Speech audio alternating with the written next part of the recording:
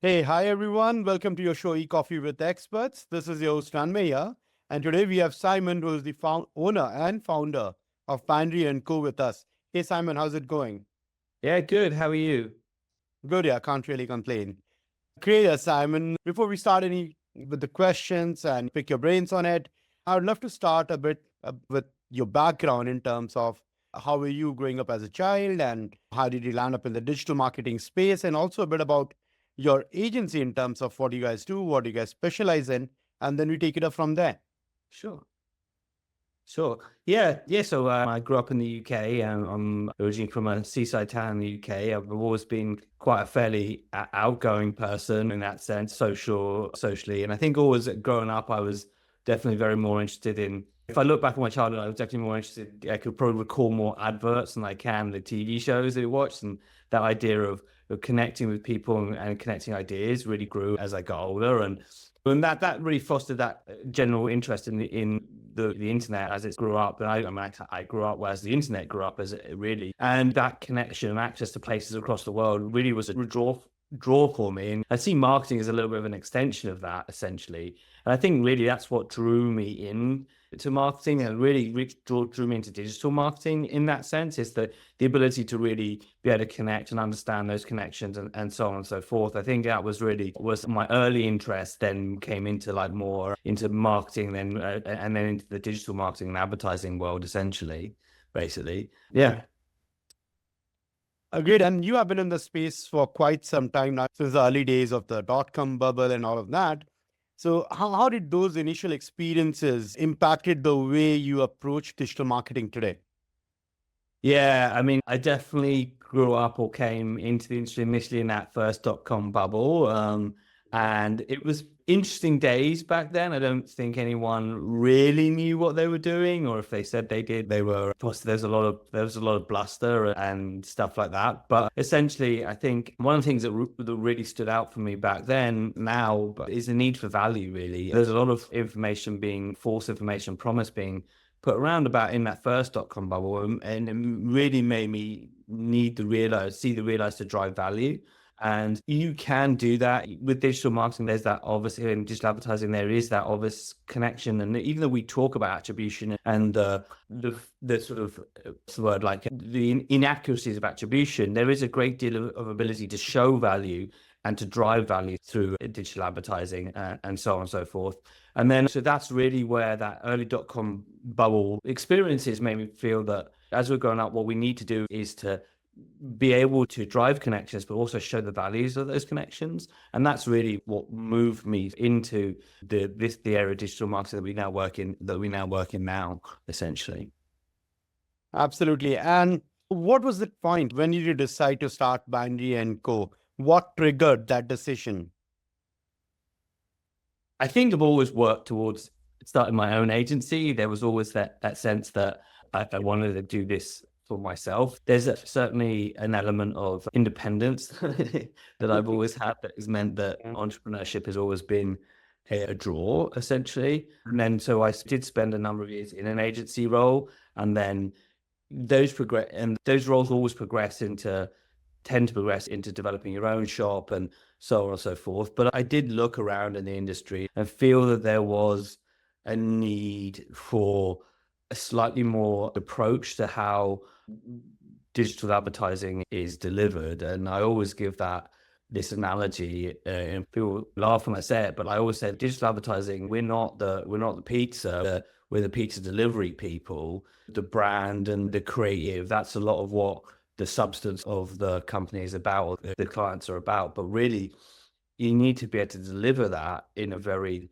structured and precise way, so that you're talking to people at the right time with the right message that's going to drive them through a decision-making process, or at least help them. And I don't know, what drive them through is a little bit more too aggressive, but really to help and give that information at the right time that people need it. And so they can either search it out, or can be online, or whatever it is. You need to be able to understand how people are making those decisions. So that analogy goes through. If you want to deliver your pizza when it's hot, ready, and right to eat, you have to be able to know the who, what, why, when, and where of the people you're trying to deliver that message to. And that's really what drove me to set up Binary & Co, was to They felt there was a need to be more structured and nuanced in terms of how you develop and structure your advertising so that it gets to the right people at the right time, essentially.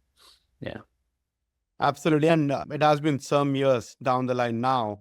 When you look back at the beginning of your agency journey, what do you wish you could have done differently, or probably what you'd have wanted to change versus what you did as a younger self of yourself? Yeah. And I think ultimately it really hasn't changed. Building an agency from scratch can be somewhat daunting, and there are challenges that you face when you're early on, but they don't necessarily change a great deal. They just, it just gets slightly bigger. And right now, the challenge has always been differentiation in a crowded marketplace. And when we differentiate, being focused on our craft, being focused on a customer-centric model. So we look at customers. I always say, like, the most important people are not necessarily our customers, but our customers.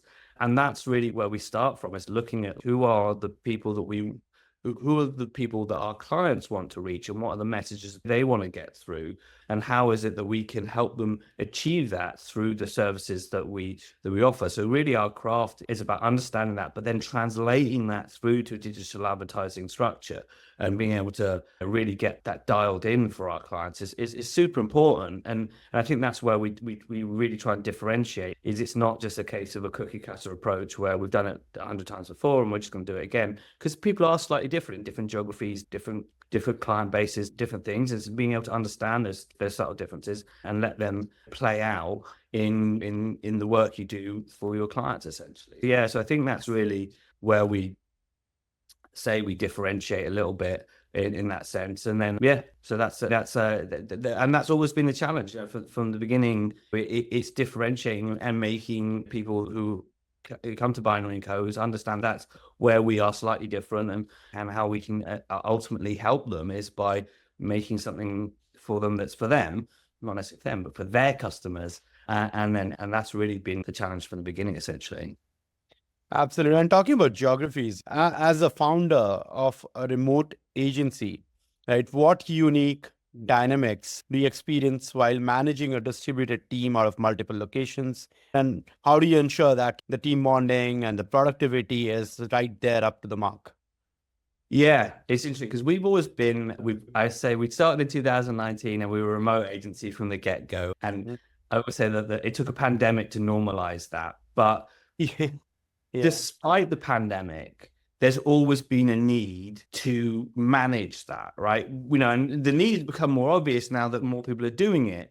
But we always looked at, like, the fact, what is it that you would need in order to do that? And we've written a blog post on which you can find on our website, about, like, the things that we have learned, the five years of remote working. What is it that we've learned? And we look at it in many different ways. One is you have to give people that central hub, right? You have to give people that place which they can connect. Usually it's in the office, right? You have that one-to-one connections, but you don't have the office here. So you have to give that ability to people to immediately connect and talk to one another. So whether that's like a Slack, or we use a Basecamp, or whether you use some other tool that allows you to instantly get in contact with people and talk to people. And it's, I say, face to face. And that's the other piece, is none of the people that work for us will turn their cameras off. And it's not that we say, I've got to turn the camera on. If you're having a bad day, sure, turn the camera off. You don't want to be on it, it's fine.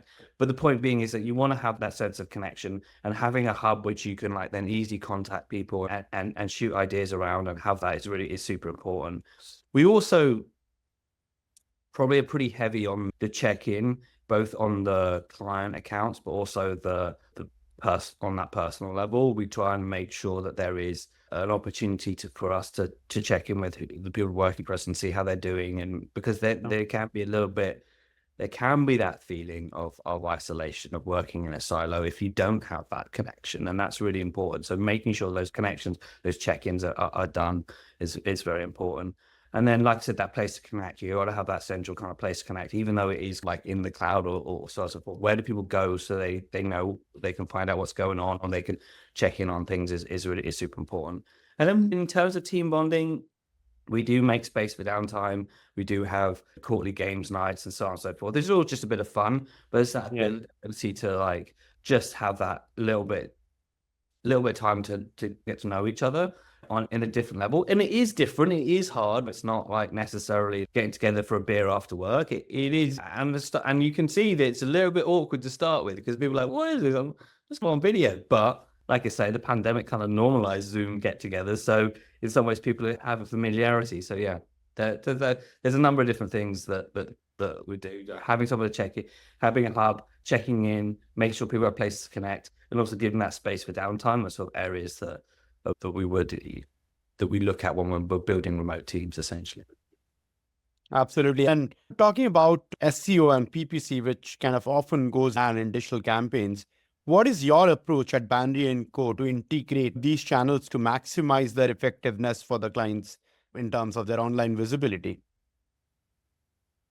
I think that really comes back to putting the customer first, right? Increasing visibility in itself has really, I wouldn't say increasing visibility in just for the sake of increasing visibility has no value, right? You have to increase your visibility with the right people, right? You want to be in front of the right people that are either align with your values or align with your, or are connecting with your product or are likely to connect with your products and services.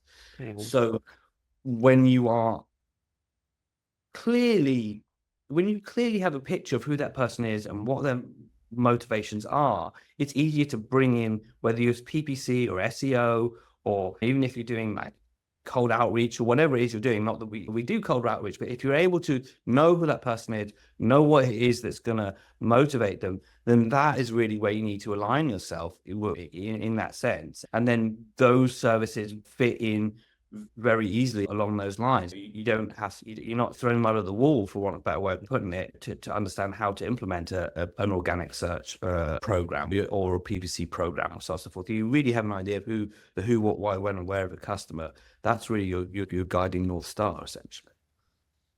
Absolutely. And with so many advancements in digital advertising, how do you see the role of AI evolving in paid media strategies, Simon? And are there any tools that you would recommend to our audience today to ensure that they are effective? AI is an interesting one, and I, weirdly enough, my background, before I got into digital marketing, I did a degree in computing and psychology. So I did a degree in human and computer learning, essentially. Mm-hmm. And what's interesting about AI is that even when I go back talking about when I did that, what's interesting about AI is that only now we're starting to see AI models that are able to do things like pass the Turing test and so on and so forth. And those reasons typically that AI comes down to context, right? So like the thing about AI is that it doesn't necessarily understand the worldview. As interesting, I just saw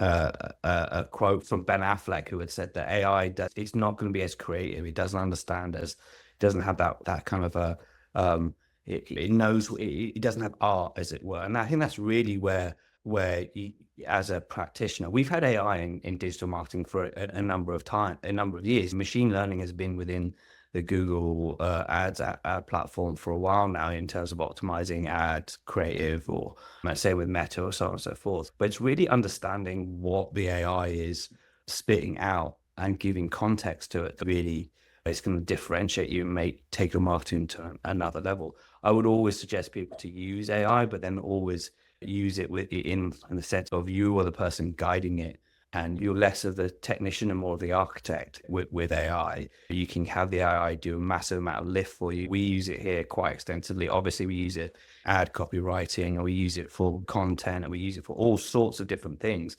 But we always look at it from the sense of we are the architect of AI. We're not and letting AI do the heavy lift. And in terms of tools, obviously we're using the same thing, ChatGPT, Gemini, so on and so forth, and bringing those into our processes quite on a regular basis.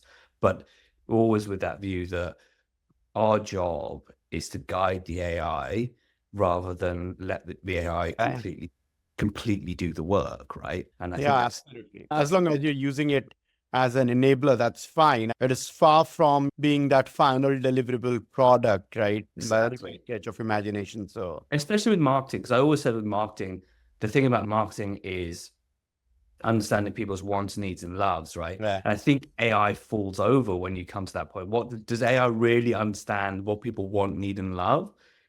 Yeah, maybe, but not really, not in a real world context. And I think that's where you, as a marketing practitioner, are always going to be needed, and it's never going to replace your job.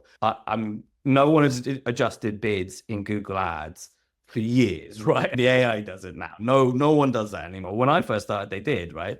But that doesn't mean that people don't need to look in that platform and understand what the AI is telling you and adjust it and move it and make sure it's pointing in the right direction. It hasn't meant that you're like, oh, I can sit back and not do anything. No, absolutely. It's just giving you a different type of work, and that work is being able to give AI the context, really. Absolutely. And then so many years into the agency and the digital marketing space, give us your favorite client story, Simon.